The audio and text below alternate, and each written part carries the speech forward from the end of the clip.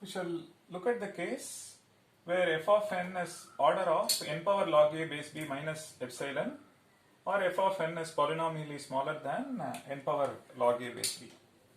So we have given sufficient justification on how we arrived at this case and what is the significance of this and difference between this and asymptotic comparison and all that.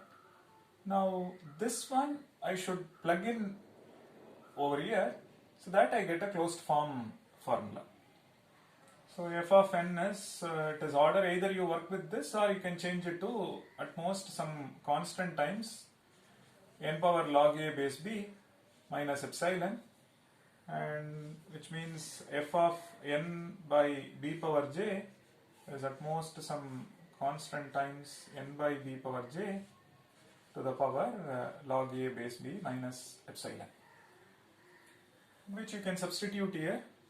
So t of n equals summation j runs from 0 to log n base b minus 1 and the value of this.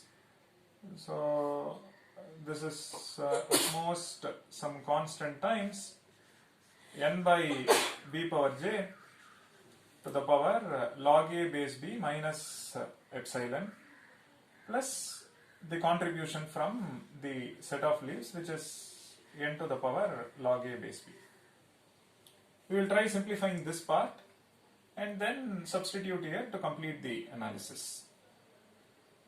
So now it is constant, take this out, this you can rewrite, so summation n power log a base b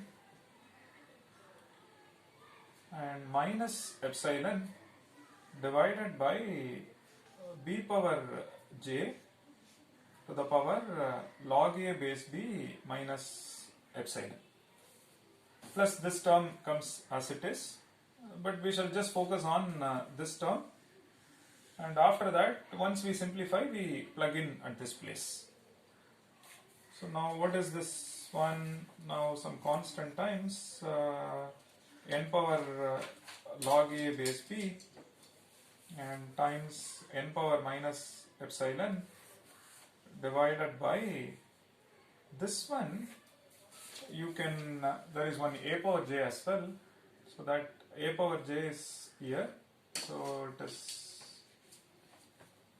c times a power j, c times a power j, and there is that a power j.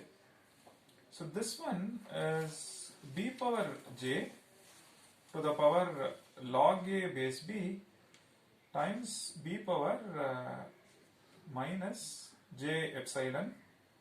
So this is what we have. Now on further simplification we see that this becomes c times summation a power j and n to the power log a base b times n power epsilon divided by, you can bring a down, b power j to the top, which means this is a to the power log b power j b, and the other one is b epsilon to the power j. I'm just rewriting it. So now this one becomes summation a power j n power log a base b times n power minus epsilon.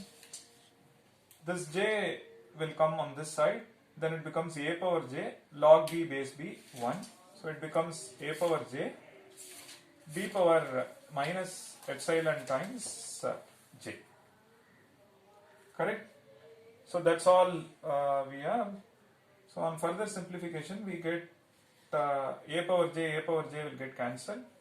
So we have n power log a base b times n power minus epsilon into, this goes to the top, then this becomes b power epsilon to the power j. So this is all we have, and these things we can take it out of the summation. C n power log a base b times n power minus epsilon Now inside the summation you just have the terms which is involving j alone. Please note j runs from 0 to log n base b minus 1. So this is all we have.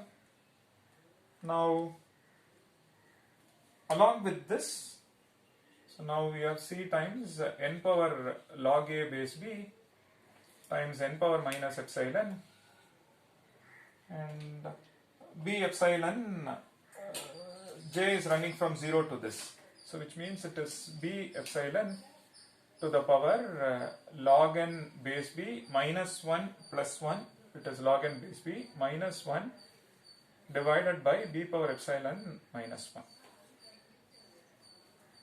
Correct?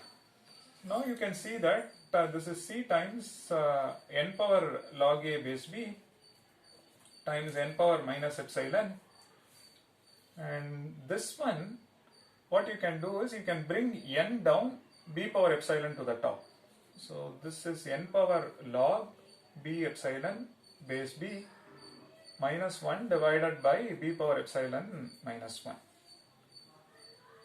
So what is this? This is c times n power log a base b times n power minus epsilon.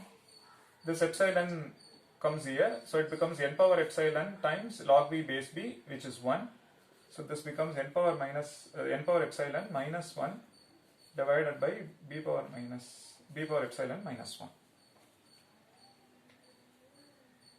Now you can multiply and simplify this. So c into n power log a base b, and this goes inside this alone, right? Then it becomes 1 n power minus epsilon times n power plus epsilon minus n power minus epsilon divided by b epsilon minus 1.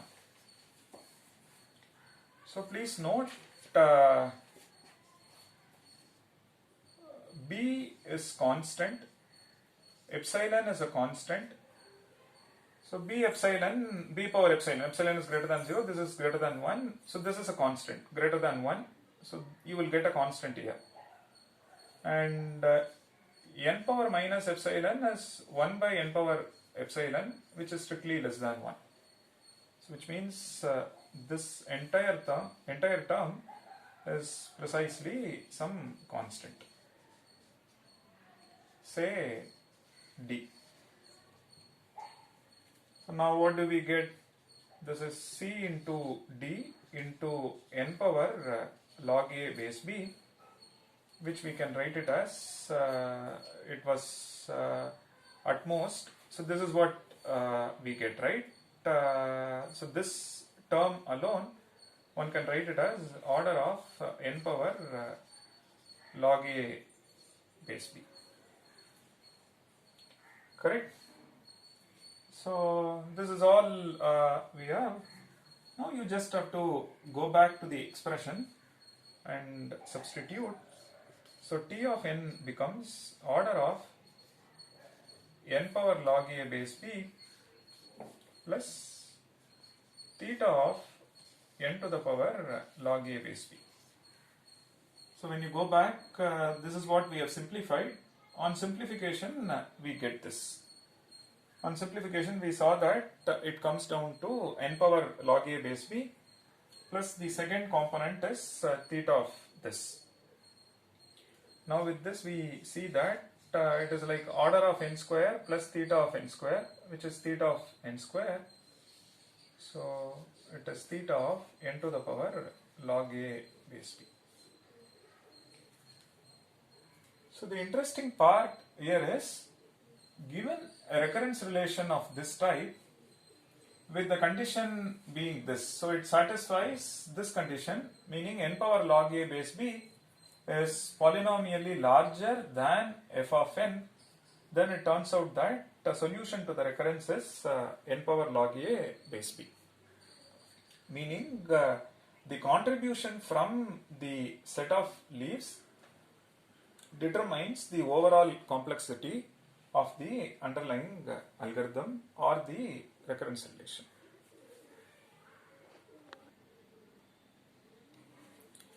So let's look at a couple of examples. If t of n is say 3t n by 2 plus n, then f of n is n and n power log a base b is n power log 3 base 2.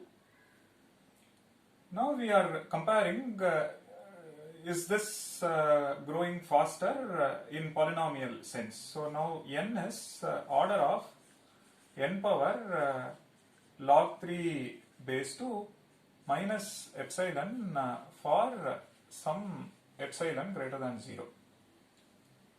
Suppose you assume say log 3 base 2 is say 1.5, then you choose say epsilon to be 0.1. There are multiple values, you can choose 0.1, 0.001, 0.2 and all that. Now we see that n is order of n power log 3 base 2 minus say 0.1, which means we satisfy this case that shows that the solution to the recurrence is theta of n to the power log a base b. So now it is acting as a ready reckoner. You just have to plug in the values of a and b the moment you see that we are satisfying the premise of this case. So the interesting part of our analysis is the contribution from this and is not exceeding the contribution from the set of leaves, which is why this was order n power log a base b, this is theta of n power log a base b, so we were able to conclude it is overall it is theta of n power log a base b, and that is something one should remember. Let's look at one more example where t of n is equal to say 14t n by 4 plus say n square. Now you see that on one side you have n square, now on the other side order of n power log 14 base 4 minus epsilon. Now the question is, does there exist epsilon greater than 0 such that this is true, n square is equal to this. And so please note that so this one is base 4, so which means if it is 16 base 4, then it is 2. So now as such this is less than 2, so this is not possible. So this is not falling into the first case or this case where f of n is order of n power log a base b minus epsilon, and even this is not falling into the case where f of n is theta of n to the power log a base b. Correct? Suppose I fine tune this, fine tune meaning you make it say t of n is equal to 17, some other occurrence, 17 t of n by 4 plus n square, then you see that n square is order of n to the power log 17 base 4 minus epsilon. So you choose epsilon to be maybe 0.001, which means this case is applicable. So solution to the recurrence is theta of, so 16 is 2, this is little more than 2, which means this is n power log 17 base 4. So now having given the complete picture when this case is satisfied, now how do we handle recurrences of this type? And here is the case where f of n is polynomially larger than n power log a base b, the other part of this. So if that's the case, what would be the solution, which we shall see next.